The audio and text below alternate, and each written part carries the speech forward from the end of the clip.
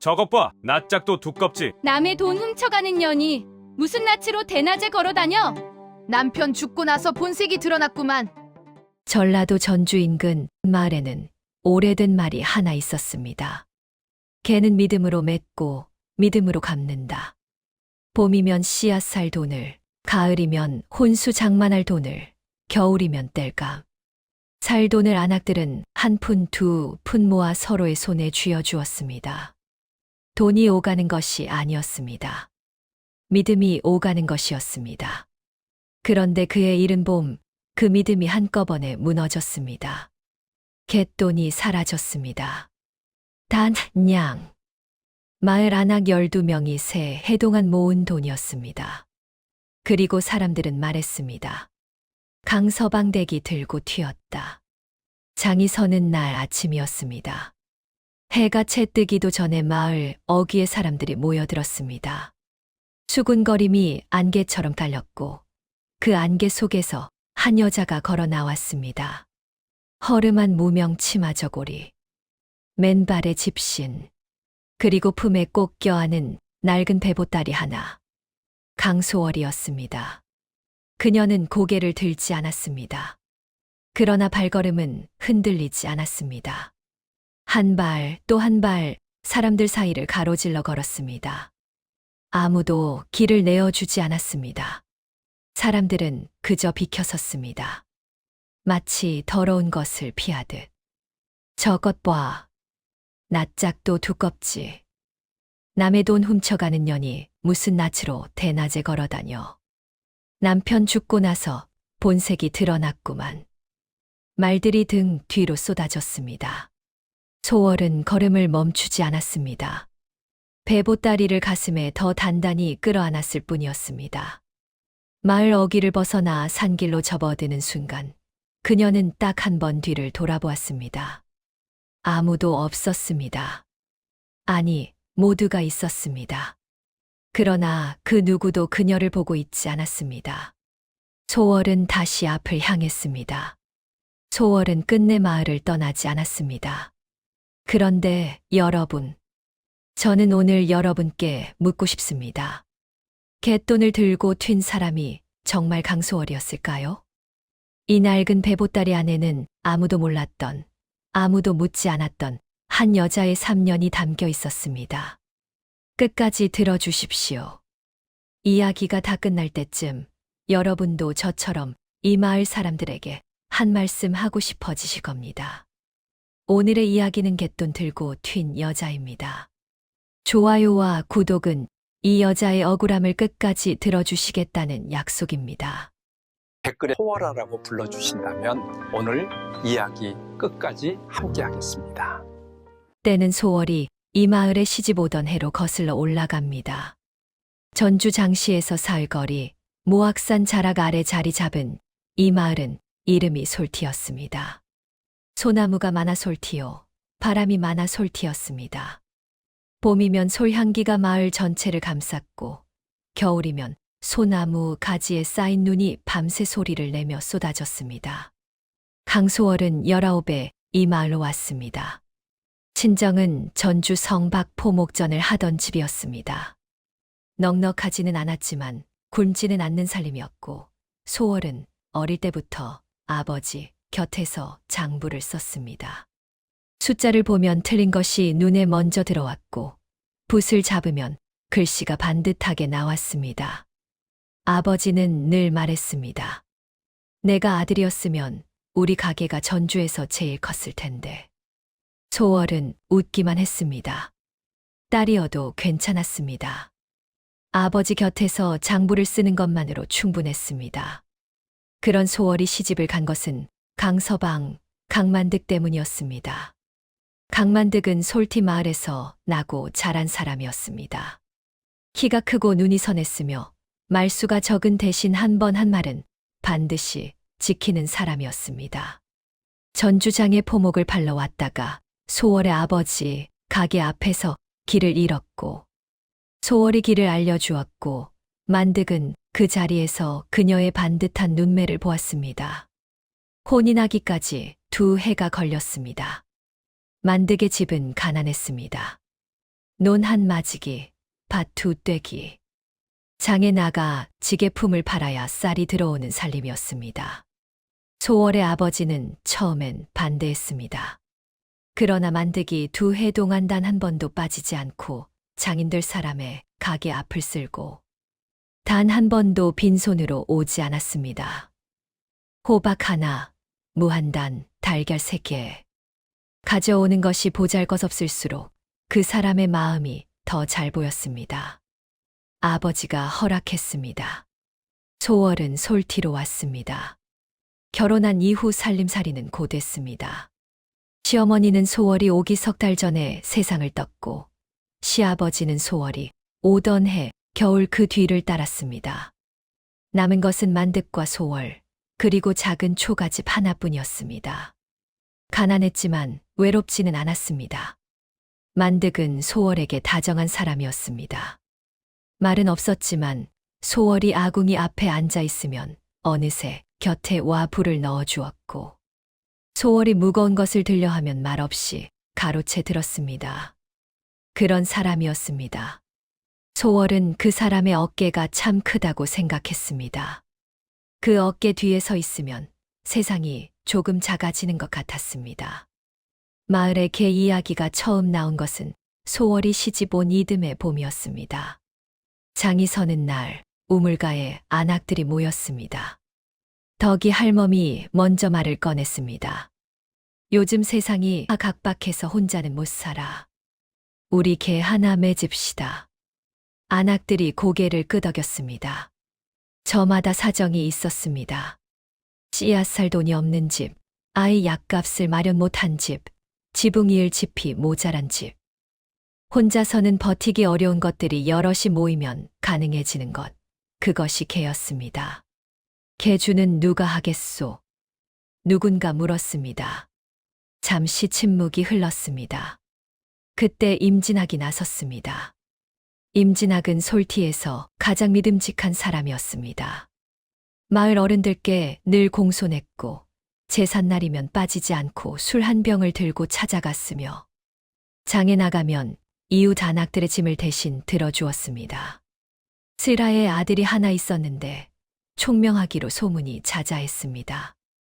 임진학은 그 아들을 과거에 보내겠다는 꿈을 가지고 있었고 마을 사람들은 그 꿈을 함께 응원했습니다.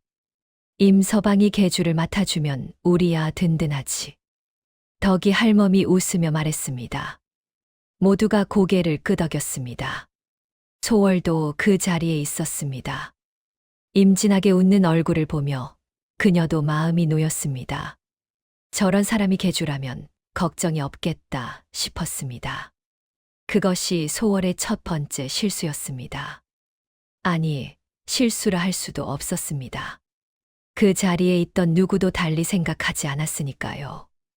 개는 봄에 시작해서 새해를 이어갔습니다. 소월은 만드기 장에서 번 돈에서 조금씩 떼어 개에 넣었습니다. 많지 않았습니다. 그러나 적지도 않았습니다. 소월은 개장부를 직접 쓰겠다고 나섰습니다. 아버지 가게에서 익힌 솜씨가 있었고 숫자가 틀리는 법이 없었습니다. 임진학은 흔쾌히 허락했습니다. 강서방대기 장부를 맡아주면 우리야 더 믿음직하지. 소월은 열심히 썼습니다. 한 푼도 빠짐없이 기록했습니다. 그 장부는 소월에게 단순한 숫자, 기록이 아니었습니다. 12집의 살림살이가 담긴 이야기였습니다. 그 무렵 만득이 달라지기 시작한 것은 소월이 처음엔 눈치채지 못했습니다. 말이 더 없어졌습니다. 장에 다녀오면 기운이 빠진 얼굴로 방에 들어가 앉았고 밥을 먹다가도 멍하니 어딘가를 바라보았습니다. 소월이 물으면 만득은 고개를 저었습니다. 아무것도 아니요. 아무것도 아니라는 말을 소월은 믿었습니다. 아니, 믿고 싶었습니다. 개가 새해째로 접어들던 늦겨울이었습니다. 만득이 어느 날 밤 소월에게 낡은 배보따리를 내밀었습니다. 무명천을 여러 번 덧댄 해진 보따리였습니다. 소월이 처음 시집 올 때 가져온 것이었습니다. 이것 좀 잘 간수해 주시오. 만득의 목소리가 낮았습니다. 소월은 보따리를 받아들며 물었습니다. 안에 뭐가 들었어요? 만득은 잠시 말이 없었습니다. 그러더니 고개를 들어 소월을 바라보았습니다. 그 눈빛이 이상했습니다. 소월은 그 눈빛이 이상하다는 것을 느꼈지만 무엇이 이상한지는 몰랐습니다. 내가 돌아올 때까지 절대 열어보지 마시오. 소월은 고개를 끄덕였습니다. 만득은 그날 밤 소월의 손을 한참 잡고 있었습니다. 아무 말 없이 그냥 잡고만 있었습니다. 사흘 후 만득은 장에 나간다 하고 집을 나섰습니다. 그리고 돌아오지 않았습니다. 만득이 나간 날은 장날도 아니었습니다. 소월은 그것을 나중에야 깨달았습니다. 만득이 장에 간다 했을 때 소월은 아무 의심 없이 고개를 끄덕였습니다. 일에 한 번 서는 장날이 아닌데도 그냥 보내버렸습니다. 왜 그랬을까? 소월은 그 후로 오래도록 스스로를 탓했습니다. 그러나 탓한다고 달라지는 것은 없었습니다. 하루가 지났습니다. 이틀이 지났습니다. 사흘째 되는 날 아침 소월은 임진학의 집으로 갔습니다. 혹시 만득을 보았는지 물으려 했습니다. 임진학은 마당에서 장작을 패고 있었습니다. 소월을 보자 도끼질을 멈추고 이마에 땀을 닦았습니다. 강서방이요. 글쎄요. 나도 며칠째 못 봤는데. 임진학의 얼굴에 걱정스러운 빛이 돌았습니다. 진심처럼 보였습니다. 소월은 그 걱정스러운 얼굴을 보며 오히려 마음이 조금 놓였습니다. 장에 아는 사람 몇 있으니 내가 한번 알아보리다. 임진학이 말했습니다. 소월은 허리를 굽혀 감사 인사를 했습니다. 그것이 소월의 두 번째 실수였습니다. 닷새가 지났을 때 소식이 왔습니다. 장에서 이틀 거리 떨어진 주막에서 강만득이 쓰러진 채 발견되었다는 것이었습니다. 이미 숨이 끊어진 상태였습니다. 주막 주인은 만득이 혼자 술을 마시다 갑자기 쓰러졌다 했습니다. 별다른 상처는 없었습니다. 소월은 달려갔습니다. 맨발로 달려갔습니다. 주막에 도착했을 때 만득은 거적 위에 반듯하게 누워 있었습니다. 얼굴이 평온했습니다. 마치 자는 것 같았습니다. 소월은 그 얼굴을 한참 들여다보았습니다. 여보. 소리가 나오지 않았습니다. 불렀는지 안 불렀는지도 몰랐습니다. 무릎이 먼저 꺾였습니다. 만득을 묻고 사흘이 지났을 때 임진학이 소월의 집을 찾아왔습니다. 표정이 무거웠습니다. 뒤에 마을 안악 두세 명이 따라왔습니다. 소월은 그 얼굴들을 보며 이상한 느낌이 들었습니다. 조문온 얼굴이 아니었습니다. 임진학이 천천히 입을 열었습니다. 강서방댁들의 말씀이 있소. 갯돈이 없어졌소. 소월은 그 말의 뜻을 천천히 이해했습니다. 단양. 마을 안악 12명이 새 해 동안 모은 돈. 소월이 직접 한 푼씩 장부에 적어온 그 돈이 없어졌다고요? 갯돈이요. 그렇소. 개 궤짝에 있던 돈이 다 사라졌소. 임진학의 목소리는 낮고 조심스러웠습니다. 그러나 그 조심스러움이 이상하게 느껴졌습니다. 마치 이미 답을 알고 있는 사람이 묻는 것 같았습니다. 강서방이 살아생전에 마지막으로 개 궤짝을 열었다는 걸 제가 봤소.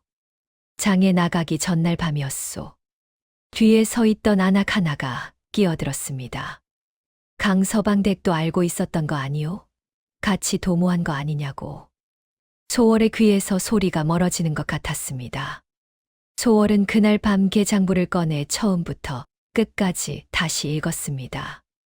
이상한 것이 없었습니다. 소월이 기록한 마지막 날짜까지 돈은 제자리에 있었습니다. 그 다음이었습니다. 소월이 마지막으로 장부를 쓴 날짜 이후 누군가 개 궤짝에서 돈을 꺼낸 것이었습니다. 소월은 배보따리를 집어들었습니다. 열어보면 알 것이었습니다.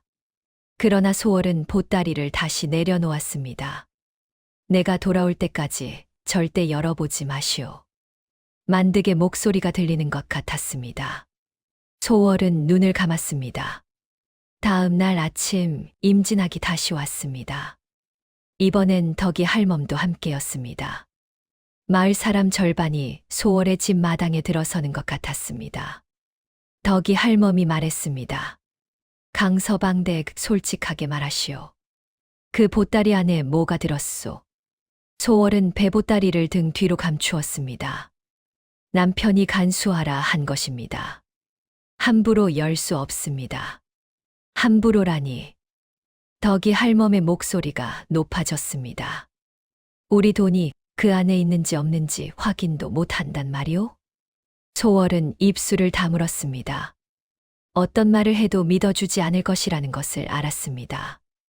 임진학이 조용히 나섰습니다. 강서방댁, 우리가 강서방을 탓하는 게 아니오.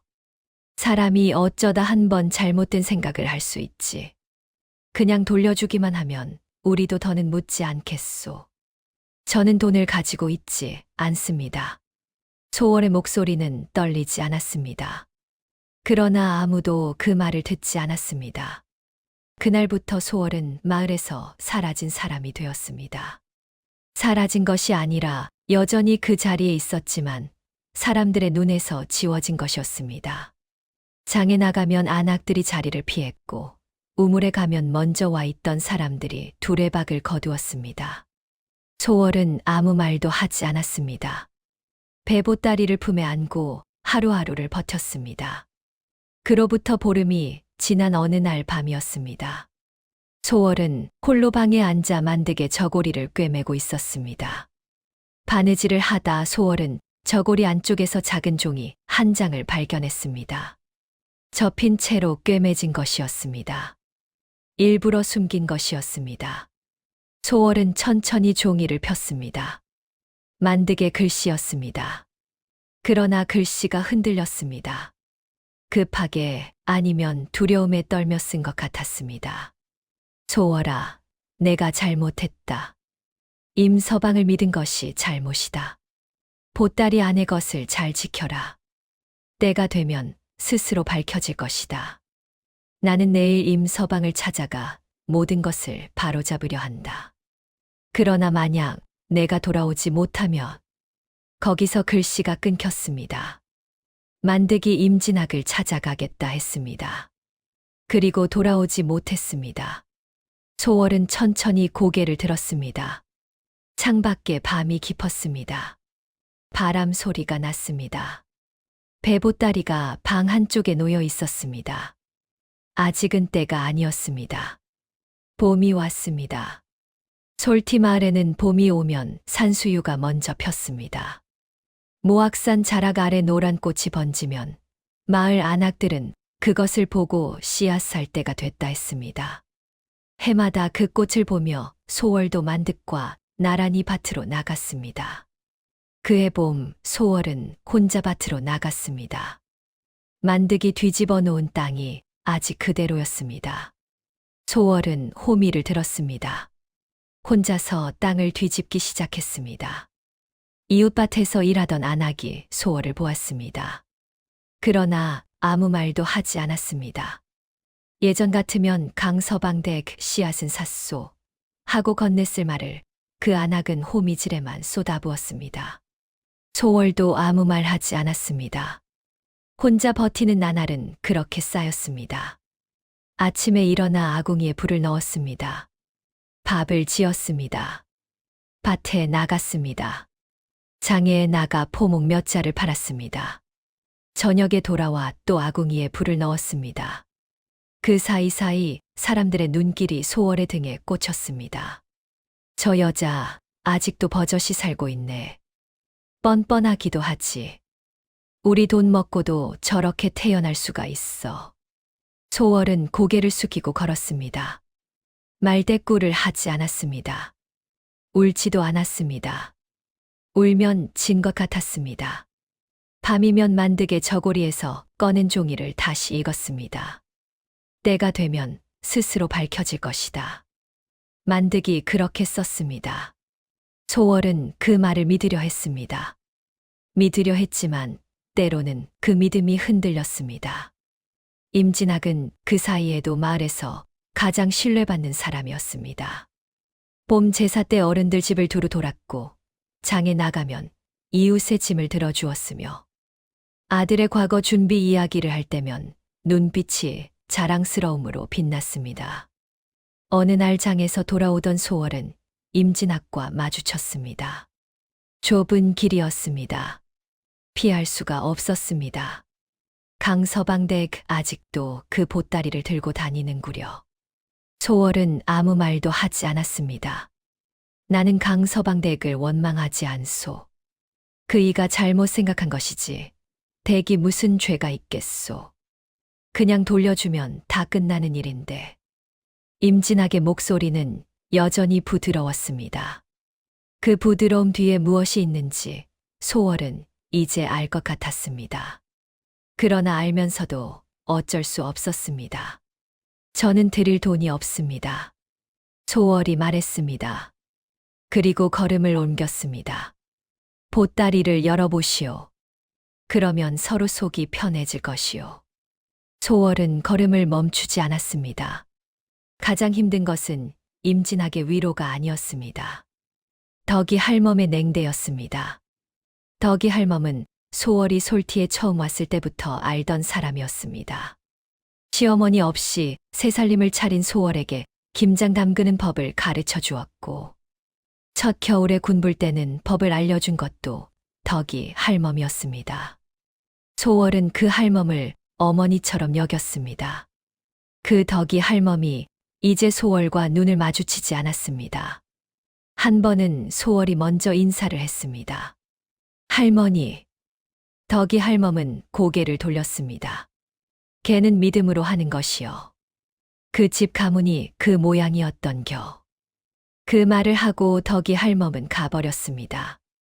소월은 그 자리에 서 있었습니다. 한참을 서 있었습니다. 만득의 어깨가 생각났습니다. 그 어깨 뒤에 서 있으면 세상이 조금 작아지는 것 같았다는 그 기억이 생각났습니다. 이제 그 어깨가 없었습니다. 여름이 왔습니다. 소월은 버텼습니다. 가을이 왔습니다. 소월은 또 버텼습니다. 겨울이 왔습니다. 사람들은 소월이 곧 마을을 떠날 것이라 했습니다. 버티다 못해 도망갈 것이라 했습니다. 그러면 그것이 곧 죄를 인정하는 것이 된다고 했습니다. 소월은 떠나지 않았습니다. 배보따리를 품에 안고 그 자리에 있었습니다. 그해 겨울 어느 날 밤이었습니다. 눈이 많이 내렸습니다. 소월은 혼자 눈을 쳤습니다. 지붕 위로 올라가 눈을 쳐내다 발을 헛디뎌 미끄러졌습니다. 땅에 떨어졌습니다. 한참을 그 자리에 누워 있었습니다. 눈 위에 누워 하늘을 바라보았습니다. 하늘에 별이 없었습니다. 구름이 가득했습니다. 소월은 눈을 감았습니다. 여보, 이제는 지쳐요. 눈물이 났습니다. 차가운 눈 위에 누운 채 소월은 처음으로 울었습니다. 남편이 죽던 날도 사람들이 손가락질하던 날도 울지 않았는데 혼자 눈 위에 쓰러진 그 밤에 처음으로 울었습니다. 한참을 울었습니다. 그리고 일어났습니다. 무릎에 힘을 주고 천천히 일어났습니다. 눈을 털었습니다. 초가 안으로 들어갔습니다. 배보따리를 집어들었습니다. 아직은 때가 아니었습니다. 그러나 때가 올 것이었습니다. 만득이 그렇게 썼습니다. 소월은 그것을 믿었습니다. 겨울이 깊어질수록 소문도 깊어졌습니다. 소월이 마을을 떠나지 않자 사람들은 다른 방법을 찾기 시작했습니다. 장이 서는 날이면 누군가 반드시 소월의 등 뒤를 따라다니며 말을 뱉었고 아이들은 소월의 집 앞에서 노래를 불렀습니다. 갯돈 들고 튄 년, 배보따리 안에 뭐가 들었나, 돈이 들었나, 귀신이 들었나. 아이들은 몰랐습니다. 그 노래가 어디서 왔는지, 그것이 사람을 어떻게 베는지. 소월은 그 노래를 들으며 장작을 팼습니다. 리듬에 맞추듯 도끼를 내리쳤습니다. 그 즈음 관아에서 사람이 왔습니다. 솔티 마을에 관아 사람이 오는 것은 흔한 일이 아니었습니다. 관아 사람은 개돈 분실건으로 조사를 나왔다 했습니다. 누군가 고발을 했다는 것이었습니다. 소월은 불려나갔습니다. 관아 사람은 젊었습니다. 얼굴이 단단했고 눈이 날카로웠습니다. 소월을 위아래로 훑어보더니 물었습니다. 내가 강만득의 처 강씨냐? 그렇습니다. 개돈이 없어진 날 밤 어디 있었느냐? 집에 있었습니다. 증인이 있느냐? 소월은 잠시 입을 다물었습니다. 증인이 없었습니다. 혼자 집에 있었으니까요. 없습니다. 관아 사람의 눈이 좁아졌습니다. 그 보따리 안에 무엇이 들었느냐? 마을 사람들이 일제히 소월을 바라보았습니다. 소월은 배보따리를 두 손으로 감쌌습니다. 남편이 맡긴 것입니다. 열어보여라. 열어보이라 했다. 관아 사람의 목소리가 높아졌습니다. 소월은 보따리를 가슴에 끌어안았습니다. 열 수 없습니다. 그 한마디가 마을 전체를 조용하게 만들었습니다. 관아 사람이 천천히 소월 앞으로 걸어왔습니다. 죄가 없으면 보여줄 수 있을 것이다. 죄가 없어도 열 수 없는 것이 있습니다. 소월의 목소리가 떨렸습니다. 그러나 눈은 흔들리지 않았습니다. 남편이 때가 되면 스스로 밝혀진다 했습니다. 그때가 오기 전에 제 손으로 열면 남편과의 약속을 저버리는 것입니다. 저는 그것만은 할 수 없습니다. 관아 사람이 잠시 소월을 바라보았습니다. 죽은 남편과의 약속 때문에 의심을 받겠다는 것이냐? 그렇습니다. 관아 사람은 한동안 말이 없었습니다. 그러더니 돌아섰습니다. 사흘 안에 보따리를 열어 관아의 내용을 고하라. 그러지 않으면 끌고 간다. 사람들이 흩어졌습니다. 마지막으로 남은 것은 임진학이었습니다. 임진학은 소월의 곁으로 천천히 다가왔습니다. 주변에 아무도 없었습니다. 강서방댁. 그 보따리 안에 아무것도 없으면 그냥 열어보이면 되는 것이요. 그런데 모지언다는 것은 뭔가 있다는 것 아니겠소. 소월은 그제야 임진학을 바라보았습니다. 임진학의 눈이 보따리에 고정되어 있었습니다. 그 눈빛을 소월은 처음 보았습니다. 걱정이 아니었습니다. 두려움이었습니다. 임진학이 두려워하고 있었습니다. 소월은 그 눈빛을 보는 순간 만득이 마지막 밤에 건넨 말이 다시 들렸습니다. 때가 되면 스스로 밝혀질 것이다. 소월은 천천히 고개를 돌렸습니다. 그리고 걸음을 옮겼습니다. 그날 밤 소월은 사흘을 헤아렸습니다. 관아가 사흘을 주었습니다. 사흘 안에 열지 않으면 끌려갑니다. 끌려가면 보따리도 빼앗길 것입니다. 그러면 만득이 지키라 한 것을 지키지 못하게 됩니다. 소월은 눈을 감았습니다. 만득에게 물었습니다. 소리 없이 마음으로 물었습니다. 여보, 그때가 언제입니까? 대답이 없었습니다. 소월은 다시 눈을 떴습니다. 촛불이 흔들렸습니다. 바람이 들어왔습니다. 소월은 손바닥으로 불을 감쌌습니다. 촛불이 잦아들다 다시 살아났습니다. 소월은 그것을 오래 바라보았습니다. 이튿날 새벽 달기 울기 전에 소월은 자리에서 일어났습니다. 급한 마음에 일어나 배보따리를 챙기지 못한 채 빈손으로 집을 나섰습니다. 갈 곳이 있었습니다. 만득이 마지막으로 간 주막이었습니다. 만득이 쓰러진 그 자리에 무언가 있을 것이라는 느낌이 들었습니다.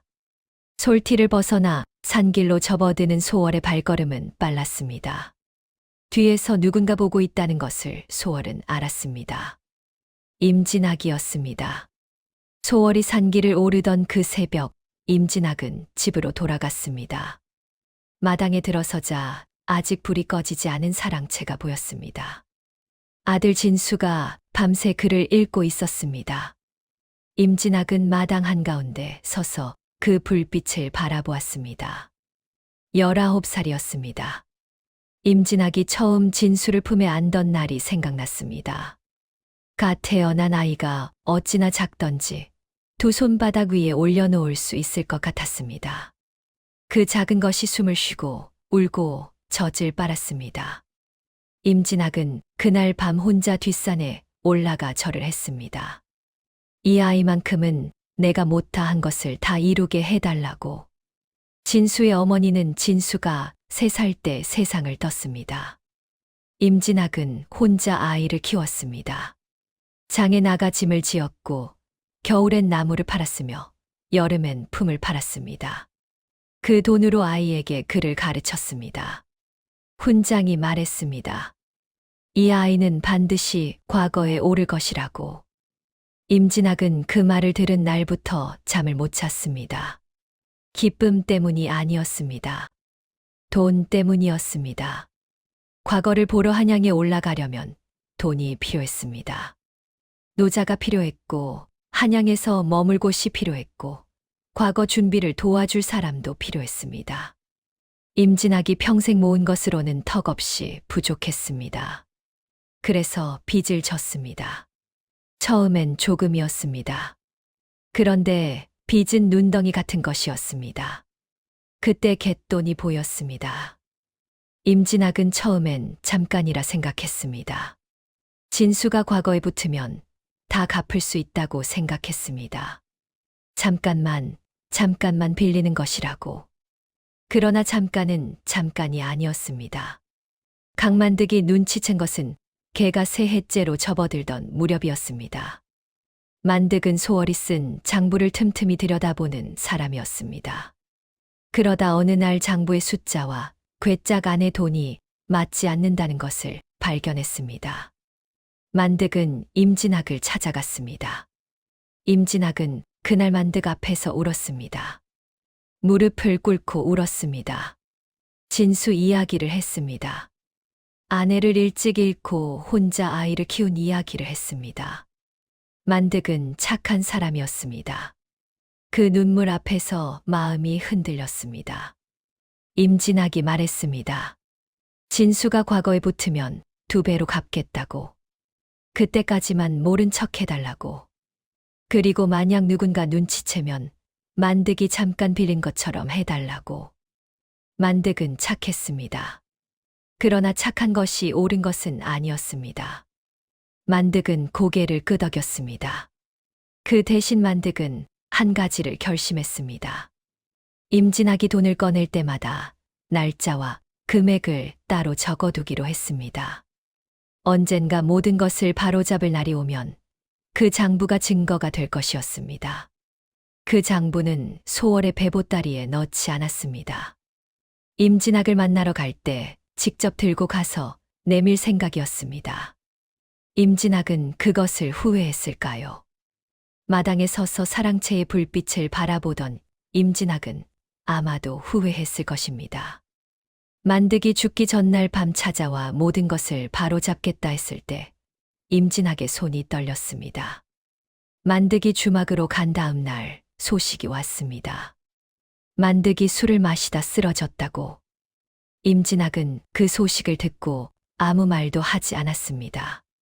밥을 먹었습니다. 저녁에 진수방에 들어가 공부를 잘하고 있는지 살폈습니다. 그것이 임진학이었습니다. 나쁜 아버지가 아니었습니다. 오히려 너무 좋은 아버지였습니다. 그 너무 좋은 아버지 됨이 그를 나쁜 사람으로 만들었습니다. 사랑채의 문이 열렸습니다. 진수가 나왔습니다. 마당에 서 있는 아버지를 보고 멈추었습니다. 아버지, 왜 이러고 계세요? 추운데. 임진학은 대답하지 않았습니다. 진수를 바라보았습니다. 19, 두 손바닥에 올려놓을 수 있을 것 같던 그 아이가 이제 어깨가 자신보다 넓어져 있었습니다. 아버지, 공부 열심히 해라. 임진학의 목소리가 낮았습니다. 진수는 고개를 끄덕이고 방으로 들어갔습니다. 임진학은 혼자 마당에 남았습니다. 하늘을 올려다보았습니다. 별이 없었습니다. 구름이 가득했습니다. 그는 무릎을 꿇었습니다. 마당 한가운데서 아무도 보지 않는 새벽에 무릎을 꿇었습니다. 그리고 이마를 땅에 댔습니다. 누구에게 비는 것인지 몰랐습니다. 하늘인지 만득인지 아니면 소월인지. 진수만큼은 무사하게 해달라고. 진수만큼은 이 일을 모르게 해달라고. 그 비는 소리가 어디에 닿았는지는 알 수 없었습니다. 그러나 하늘은 듣고 있었습니다. 하늘은 언제나 듣고 있었습니다. 소월은 그 새벽에 임진학이 마당에서 무릎을 꿇었다는 것을 몰랐습니다. 소월은 산길을 걷고 있었으니까요. 그러나 여러분은 이제 알고 있습니다. 하늘이 기울어지기 시작하고 있었습니다. 아주 천천히, 그러나 분명하게. 소월이 주막을 향해 산길을 걷는 동안 솔티 마을에는 아침이 왔습니다. 덕이 할멈은 새벽잠이 없는 사람이었습니다. 나이가 들면 잠이 줄어든다 했는데 덕이 할멈은 60 이후로 해가 뜨기 전에 반드시 눈이 떠졌습니다. 그것이 싫지 않았습니다. 아직 마을이 조용한 그 시간에 혼자 아궁이에 불을 넣고 앉아 있으면서 젊었을 때 일들이 차례로 떠올랐습니다. 그날 아침 덕이 할멈은 우물에 물을 길러 나갔다가 소월의 집 앞을 지났습니다. 문이 열려 있었습니다. 이 추운 날 문을 열어두고 나간 것이 이상했습니다. 안을 들여다보았습니다. 아무도 없었습니다. 아궁이가 차가웠습니다. 급하게 나갔구만. 덕이 할멈은 혀를 찼습니다. 그러면서도 발이 떨어지지 않았습니다. 덕이 할멈이 솔티에서 산 것이 60해였습니다. 이 마을에서 태어나 이 마을에서 시집갔고 이 마을에서 아이 셋을 낳았으며 이 마을에서 남편을 묻었습니다. 마을의 모든 집이 덕이 할멈에게는 송금처럼 익숙했습니다. 소월의 집도 알았습니다. 소월이 오기 전부터 알았습니다. 만득이 태어나던 날 밤 이 집 앞을 지나다 아기 우는 소리를 들은 것도 덕이 할멈이었습니다. 덕이 할멈은 처음에 소월을 탐탁지 않게 여겼습니다. 이 마을 풍습을 모른다, 일손이 느리다, 말이 너무 없다. 그런 것들이 거슬렸습니다. 그러나 소월이 개장부를 맡은 뒤로 마음이 조금 풀렸습니다. 숫자 하나 틀리지 않는 장부를 보며 덕이 할멈은 인정했습니다. 저 안악은 믿을만하다고. 그런데 갯돈이 없어졌습니다. 덕이 할멈은 소월을 믿었기 때문에 더 크게 배신당한 기분이었습니다. 믿었던 만큼 돌아서는 것도 빨랐습니다. 소월이 주막으로 떠난 아침이었습니다. 덕이 할멈은 새벽잠이 없는 사람이었습니다. 해가 뜨기 전에 물을 길러 우물가로 나갔습니다. 아직 마을이 조용한 그 시간에 소월이 빠른 걸음으로 걸어가고 있었습니다. 소월과 눈이 마주쳤습니다. 둘 다 아무 말도 하지 않았습니다. 소월이 먼저 시선을 내렸습니다. 그 순간 덕이 할멈의 눈이 소월의 저고리 고름 아래에 달린 놀이개에 꽂혔습니다. 산호빛이었습니다. 붉은 끈에 작은 은방울이 달린. 덕이 할멈의 발이 굳었습니다. 덕이 할멈의 손이 굳었습니다. 숨이 멈추는 것 같았습니다. 놀이개였습니다. 산호빛 놀이개. 붉은 끈에 작은 은방울이 달린. 덕이 할멈은 그 놀이개를 알았습니다. 30해 전에 잃어버린 것이었습니다. 30해 전 덕이 할멈이 아직 젊은 안악이었을 때 이야기입니다. 덕이 할멈에게는 단짝 친구가 있었습니다. 이웃 마을 순천댁이었습니다. 둘은 어릴 때부터 함께 자랐고 같은 해에 시집을 갔으며 아이들도 같은 해에 낳았습니다. 그 친구가 죽던 해에 덕이 할멈에게 이 놀이개를 주었습니다. 이거 내가 가져. 나는 이제 필요 없으니까. 죽을 것을 알고 준 것이었습니다. 덕이 할멈은 그 놀이개를 받고 친구를 생각하며 잘 간직했습니다. 그런데 어느 해장에서 잃어버렸습니다. 그날 덕이 할멈은 장이 파할 때까지 찾아 헤맸지만 끝내 찾지 못했습니다. 30해 동안 잊지 못한 물건이었습니다. 그런데 그 놀이개가 소월의 저고리에 달려 있었습니다. 덕이 할멈은 떨리는 발걸음으로 소월 앞으로 다가갔습니다. 잠깐 그 놀이개 좀 보자꾸나. 소월은 영문을 모른 채 놀이개를 내밀었습니다. 덕이 할멈이 떨리는 손으로 받아들었습니다. 뒤집어 보았습니다. 붉은 끈 매듭 안쪽에 작은 글씨가 새겨져 있었습니다. 순천댁의 이름이었습니다. 덕이 할멈이 직접 새긴 이름이었습니다. 덕이 할멈의 눈이 커졌습니다. 순천댁이 생각났습니다. 순천댁이 죽던 해 의지할 곳 없이 떠돌던 그 어린 딸이 전주 장바닥에서 이것을 주운 것이 틀림없었습니다.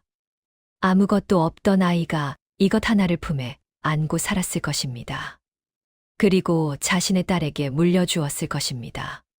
소월의 어머니가 전주 포목전으로 흘러들어간 여자였다는 말을 들은 적이 있었습니다. 덕이 할멈은 그때는 그냥 흘려들었습니다. 설마 그 아이일 거라고는 생각하지 못했습니다.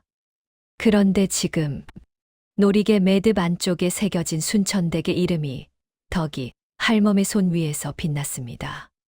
소월은 순천댁의 외손녀였습니다. 덕이 할멈은 한참 그 자리에 앉아 있었습니다. 머릿속에서 무언가가 천천히 맞추어지는 소리가 났습니다. 그날 오후 덕이 할멈은 전주 성박포 목전 거리를 향해 걸음을 옮겼습니다. 68배 굽은 허리로 이틀 거리를 걸어가기 시작했습니다. 포목전 거리에서 덕이 할멈은 소월의 외가 사람들을 찾았습니다. 소월의 어머니가 어디서 왔는지, 어떻게 전주로 흘러들었는지를 물었습니다. 사람들이 말했습니다. 어릴 때 의지할 곳 없이 장바닥을 떠돌던 아이였다고. 포목전 주인이 거두어 딸처럼 키웠다고. 덕이 할멈은 더 묻지 않았습니다. 알아야 할 것은 다 알았습니다. 누가 어디 갔다 왔냐 물었습니다. 덕이 할멈은 짧게 대답했습니다. 오래전에 잃어버린 것을 찾았어. 그것뿐이었습니다. 소월이 주막에 도착한 것은 해가 중천에 뜰 무렵이었습니다. 이틀 거리를 하루 만에 걸은 것이었습니다. 발바닥이 터졌습니다. 집신 안으로 피가 스몄습니다. 소월은 그것을 몰랐습니다. 아니, 알았지만 느끼지 못했습니다. 주막은 작았습니다. 초가 2칸짜리 처마가 낮은 집이었습니다. 주막 주인은 50줄의 여자였습니다. 소월을 보자 눈을 가늘게 떴습니다. 뉘시오? 강만득의 처입니다. 주막 주인의 눈빛이 달라졌습니다. 안타까움이 스치는 것 같았습니다. 들어오시오. 주막 주인은 만득이 쓰러진 자리를 보여주었습니다. 구석 자리였습니다. 기둥 옆 빛이 잘 들지 않는 곳이었습니다. 소월은 그 자리에 쪼그리고 앉았습니다. 손바닥으로 마루를 짚었습니다. 차가웠습니다. 주막 주인이 말했습니다. 그분이 오신 것은 저녁 무렵이었소. 혼자 오셨는데 얼굴이 좋지 않았소. 술을 시키시더니 별로 드시지도 않고 뭔가를 계속 쓰고 계셨소. 쓰고 있었다고요? 예. 종이를 꺼내 뭔가를 적고 계셨소. 한참을 쓰다가 그러다 갑자기 쓰러지셨소. 그 종이는요? 주막 주인이 잠시 망설였습니다. 주막 주인은 방으로 들어갔다 나왔습니다. 손에 작은 보자기를 들고 있었습니다. 쓰러지셨을 때 이것이 마루 밑으로 굴러 들어갔소. 나중에 청소하다 발견했는데 주인도 없고 어찌해야 할지 몰라 그냥 간직하고 있었소. 혹시 찾으러 올까 싶어서. 소월은 보자기를 받아들었습니다. 천천히 펼쳤습니다. 안에 얇은 책자 하나가 있었습니다. 만득의 글씨였습니다. 소월은 첫 장을 펼쳤습니다. 그것은 장부였습니다. 소월이 쓴 개 장부가 아니었습니다. 만드기 따로 만든 장부였습니다. 언제부터인지 모르지만 만득은 임진학이 개 괴짝에서 돈을 꺼낼 때마다 날짜와 금액을 적어두었습니다. 처음엔 연필로 흐릿하게 적혀 있었습니다. 그러다 뒤로 갈수록 글씨가 또렷해졌습니다. 마음이 굳어진 것이 글씨에 보였습니다. 날짜, 금액, 그리고 임진학의 이름. 한 줄, 두 줄, 10줄. 딴 양이 어디로 흘러갔는지가 낱낱이 적혀 있었습니다. 소월은 숨을 참으며 읽었습니다. 읽고 또 읽었습니다. 마지막 장에 만득의 글씨가 있었습니다. 이 장부를 소월에게 전하지 못하면 임진학에게 전하라. 나는 내일 임진학을 찾아가 이것을 보여주고 모든 것을 바로잡으려 한다. 만약 내가 돌아오지 못하면 이 장부가 진실을 말해줄 것이다. 소월은 책자를 덮었습니다. 손이 떨렸습니다. 만득이 알고 있었습니다. 처음부터 알고 있었습니다. 그러면서도 혼자 감당하려 했습니다. 소월에게 말하지 않은 것은 소월을 위험에서 지키려 했기 때문이었습니다.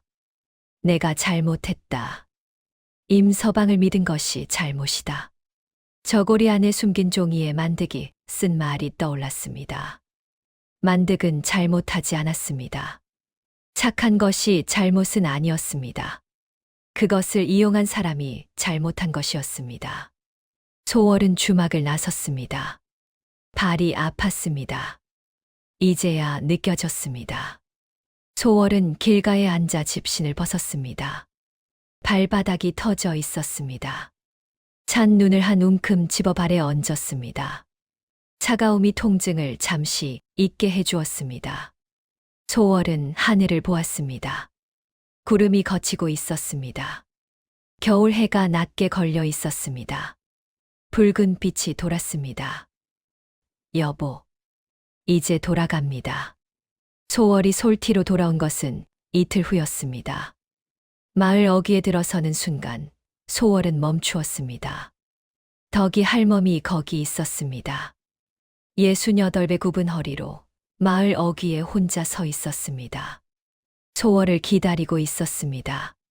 소월은 멈추었습니다. 덕이 할멈이 먼저 말했습니다. 내 외할머니가 내 친구였다. 소월의 눈이 커졌습니다. 덕이 할멈이 소월을 바라보았습니다. 그 눈빛이 달랐습니다. 소월이 솔티에 온 이후 처음 보는 눈빛이었습니다. 소월아.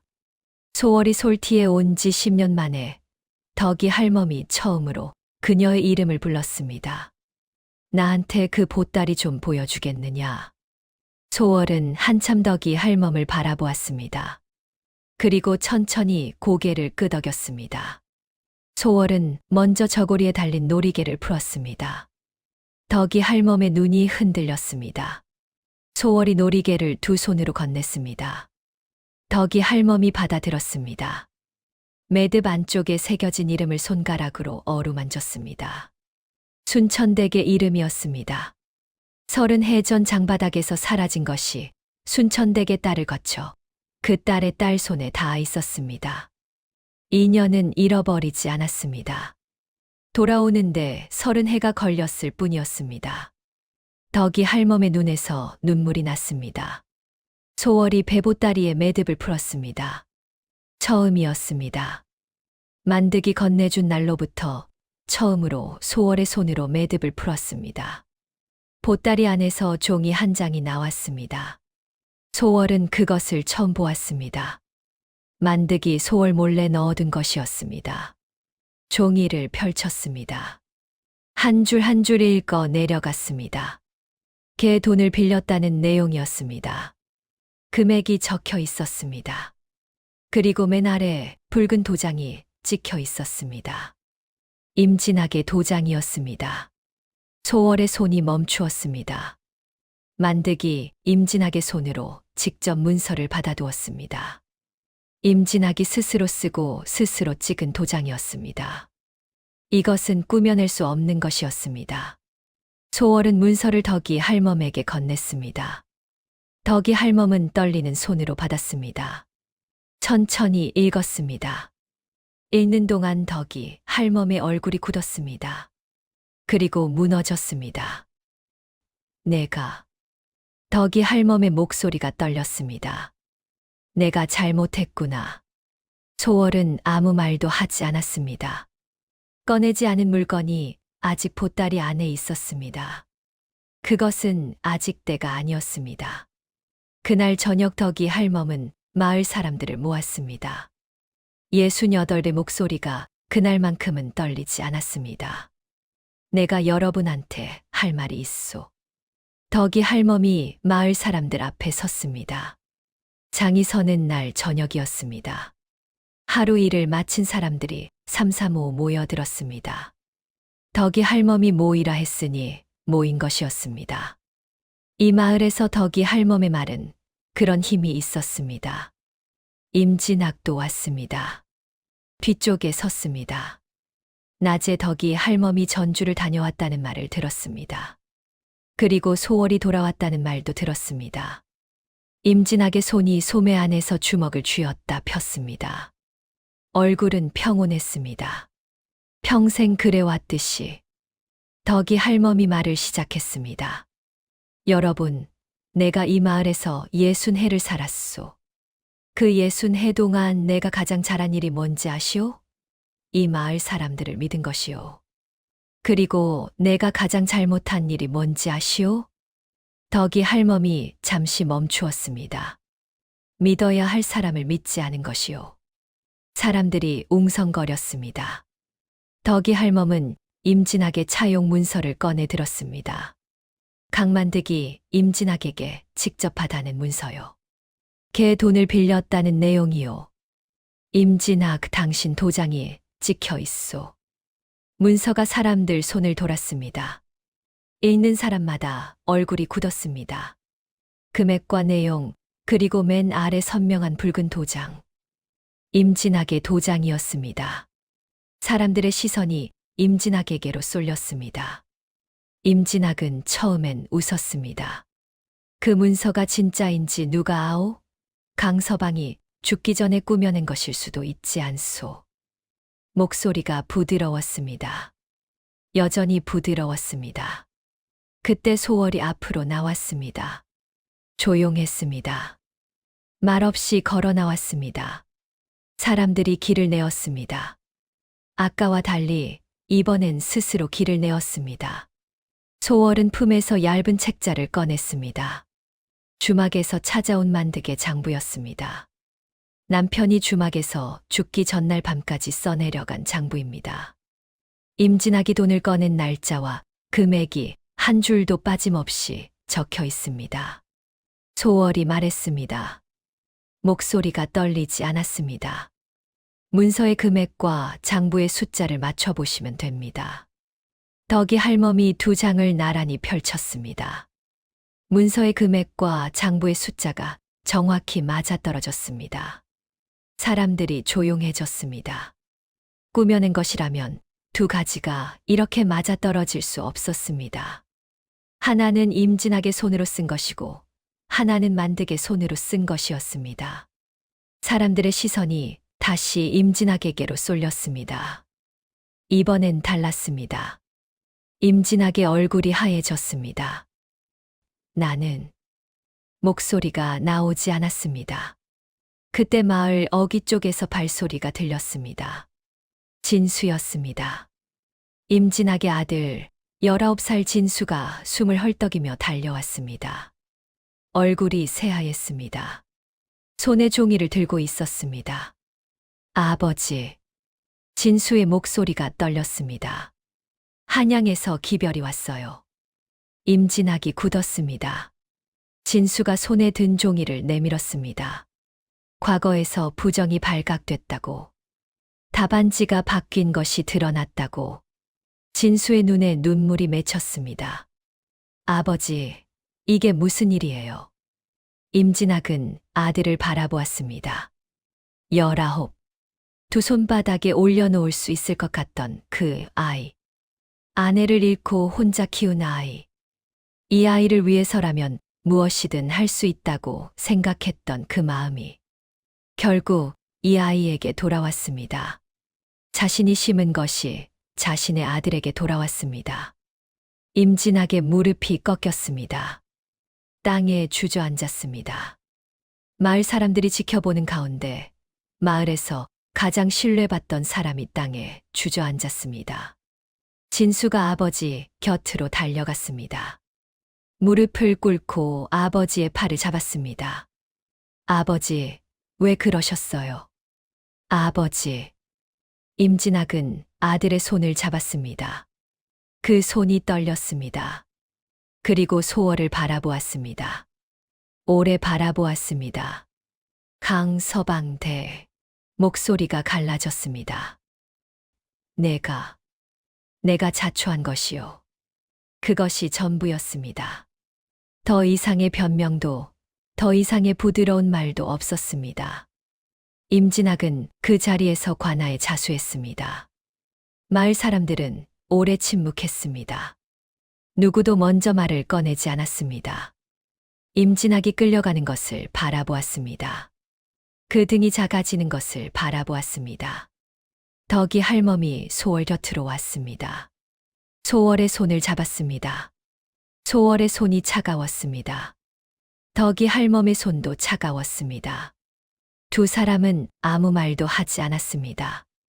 말이 필요하지 않았습니다. 그날 밤 소월은 혼자 방에 앉았습니다. 배보따리가 무릎 위에 있었습니다. 만득의 장부는 관아로 갔습니다. 임진학의 차용 문서도 관아로 갔습니다. 만득의 저고리 안종이도 관아로 갔습니다. 산호놀이개는 덕이 할멈의 품으로 돌아갔습니다. 보따리가 가벼워졌습니다. 소월은 보따리 안을 들여다보았습니다. 아직 한 가지가 남아 있었습니다. 마지막 물건이었습니다. 소월은 손을 뻗었습니다. 그리고 멈추었습니다. 아직은 때가 아니다. 만득의 목소리가 들리는 것 같았습니다. 소월은 손을 거두었습니다. 창밖에 눈이 내리기 시작했습니다. 겨울이 지났습니다. 솔티 마을에 봄이 왔습니다. 모악산 자락 아래 산수유가 다시 폈습니다. 노란 꽃이 번지면 씨앗 살 때가 됐다 했습니다. 해마다 그랬듯이 그 해에도 그랬습니다. 그런데 그해 봄은 달랐습니다. 소월의 밭에 사람이 여럿 나왔습니다. 덕이 할멈이 먼저 왔습니다. 굽은 허리로 호미를 들고 왔습니다. 그 뒤로 이웃 안악들이 따라왔습니다. 말없이 왔습니다. 씨앗을 들고 왔습니다. 지난 겨울 내내 소월의 등에 말을 뱉던 사람들이었습니다.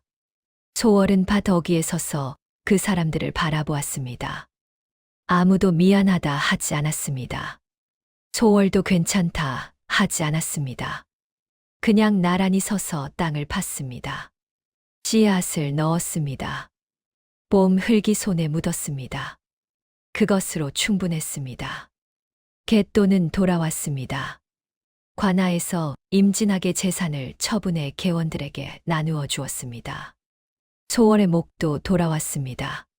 소월은 그 돈을 손에 쥐었습니다. 오래 들여다보았습니다. 그리고 덕이 할멈을 찾아갔습니다. 새로 개를 맺읍시다. 덕이 할멈이 소월을 바라보았습니다. 한참을 바라보았습니다. 그러더니 웃었습니다. 솔티에 온 이후 처음으로 덕이 할멈이 소월을 향해 웃었습니다. 그러자꾸나. 임진학의 아들 진수는 마을을 떠났습니다. 아버지의 죄를 알고 난 뒤 진수가 소월을 찾아온 날이 있었습니다. 무릎을 꿇었습니다.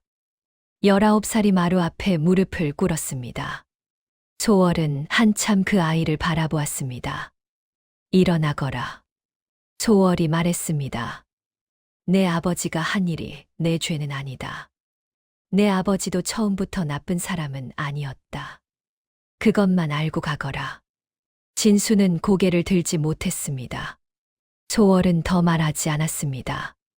진수가 일어나 떠났습니다. 그 뒷모습이 만득을 닮은 것 같았습니다.